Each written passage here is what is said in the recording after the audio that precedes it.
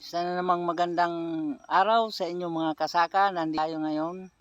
Maglilipat tanim tayo ng kalamansi. So ang ililipat natin ay yung minarkot natin nung nakaraan ito. So tingnan ninyo. So tamang-tama na ilipat to. So galing na to, na hardening na natin to. Kaya napakaganda na ilipat. Hindi na siya magkakaroon ng shock dito sa open area kasi na-hardening na natin to. So tingnan ninyo, galing sa hardening meron ng feeding. Itatanim pa lang, mag-harvest na. So yun ang kagandahan ng markot. So sa budding maganda rin. Yun nga lang, medyo matagal-tagal. Ang markot kasi pag tumagal, yan, makikita niyo nagbubunga na kaagad siya. Right? So ito yung prepare nating hukay.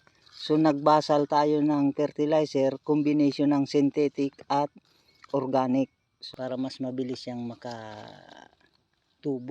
no? Okay. Alright. So ito yung area, yan.